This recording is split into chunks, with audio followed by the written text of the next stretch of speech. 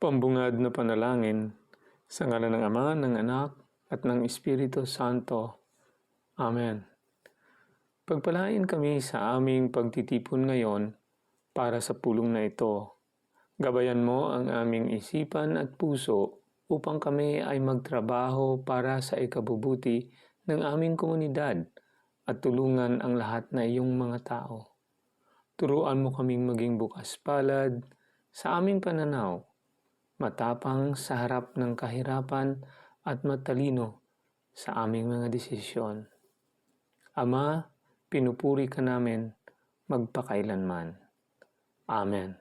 Sa ngalan ng Ama, ng Anak, at ng Espiritu Santo. Amen.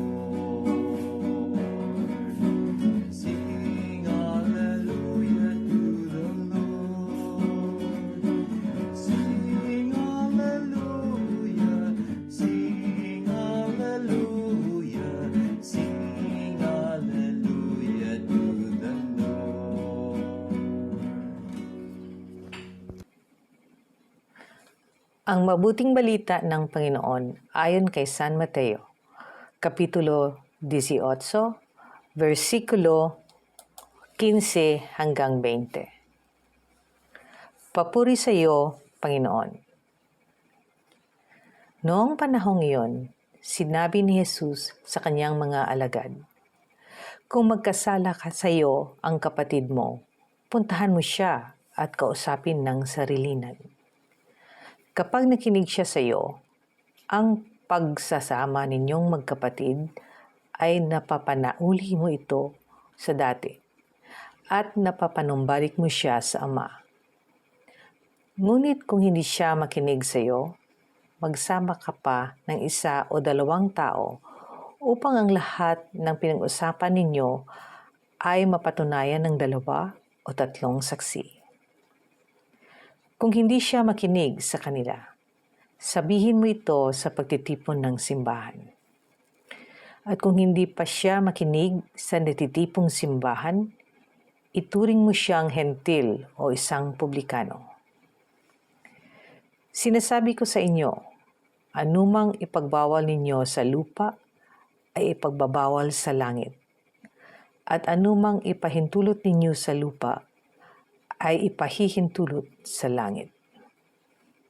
Sinasabi ko pa rin sa inyo, kung ang 2 sa inyo rito sa lupa ay magkaisa sa paghingi ng anumang bagay sa inyong panalangin, ipagkakaloob ito sa inyo ng aking Amang nasa langit. Sapagkat saan man may 2 o 3 nagkakatipon dahil sa akin, naroon akong kasama nila." Ang mabuting balita ng Panginoon. Pinupuri ka namin, Panginoong Hesukristo.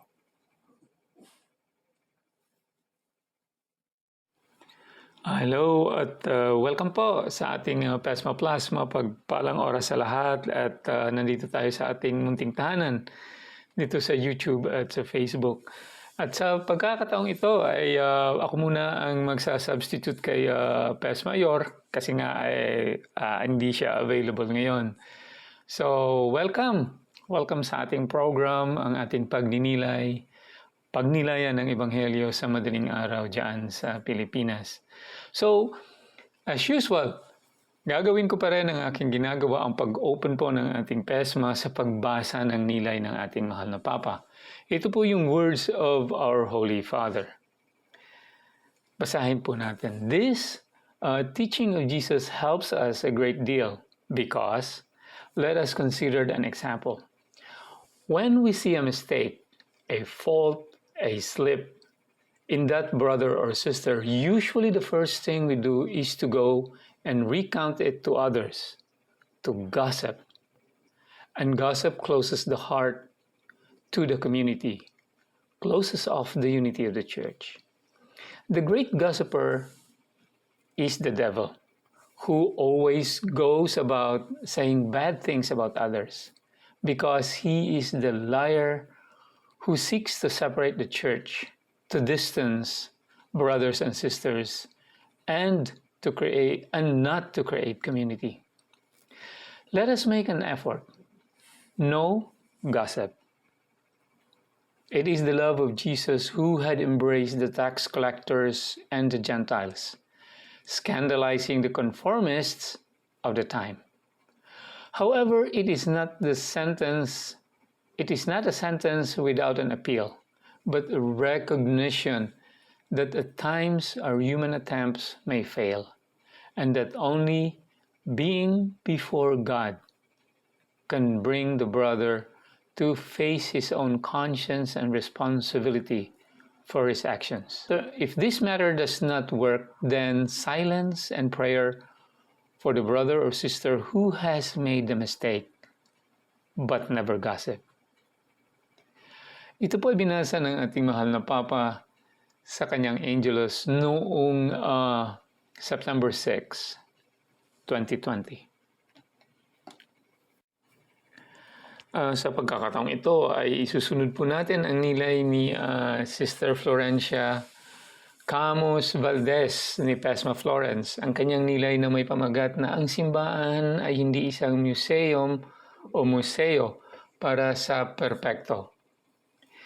Tinatawag tayo ng Diyos sa komunidad. Wala sa atin ang nakatakdang mag-isa. Sa binyag, tayo ay naging bahagi ng katawan ni Kristo, isang komunidad na mananatili magpakailanman.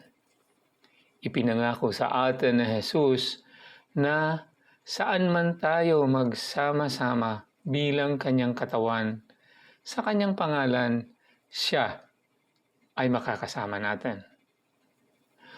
Ngunit nauunawaan ni Jesus na ang ating mga relasyon sa komunidad ay hindi palaging magiging perpekto at walang problema. Ang simbahan ay hindi isang museo para sa perpekto.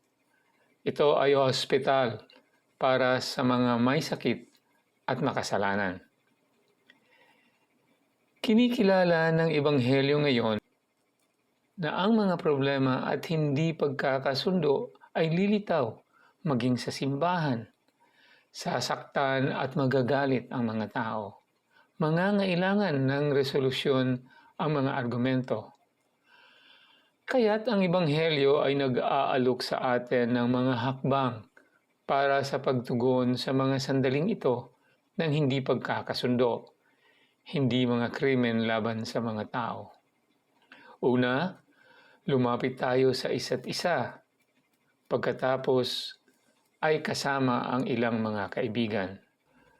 Tanging kung ang mga pagsisikap na ito ay hindi nagdudulot ng pagkakasundo, ay ang usapin ay dinadala sa mas malaking katawan.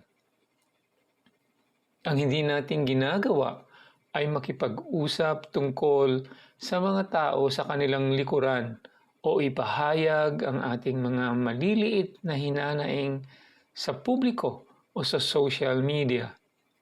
Sa halip, lumapit tayo sa isa't isa ng may pagmamahal at pagtitiwala, naghahanap at nagbabahagi ng kapatawaran.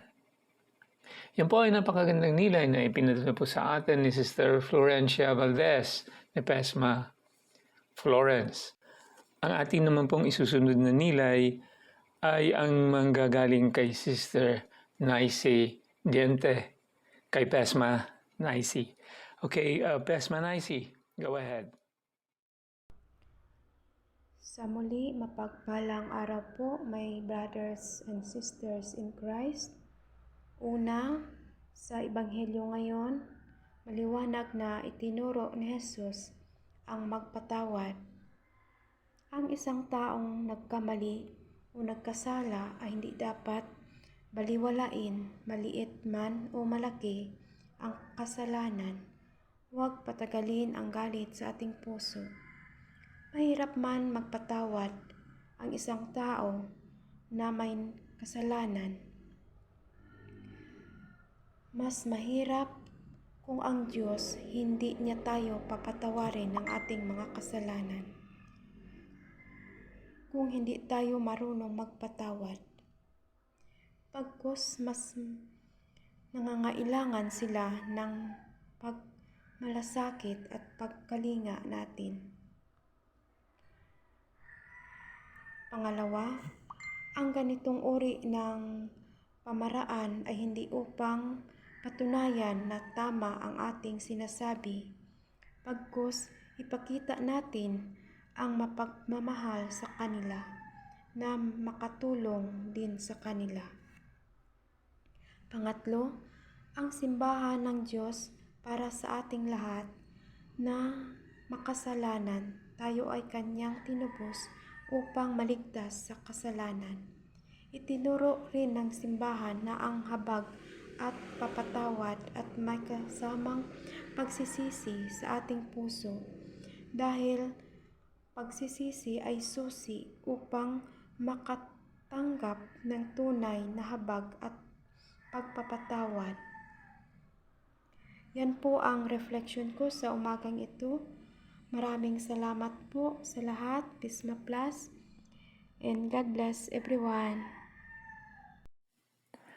Maraming salamat, Pasma Naisi, sa iyong nilay, sa iyong napakagandang nilay. At hanggang dito na lang muna tayo sa pagkakataong ito. Siyempre, nais kong pasalamatan muna ang ating mahal na Panginoon. Thanks be to God na nagkasama na naman tayo dito at nabigyan tayo ng pagkakataon na pagnilayan po ang kanyang mga salitang iniwan dito sa atin bilang mga giya natin, mga guide natin sa ating araw-araw na pamumuhay. At syempre, thank you rin sa lahat na patuloy na nagsusubaybay, nagsusuporta, nakikinig, at nagsishare, nagsasubscribe sa ating channel na ito. Maraming salamat po sa inyong patuloy na pagiging PESMA.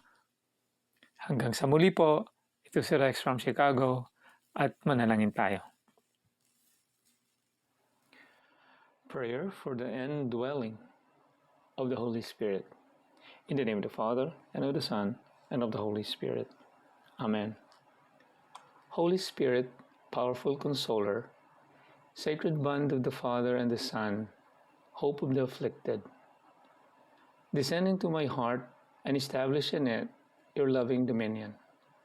Enkindle in my tepid soul the fire of your love, so that I may be wholly subject to you.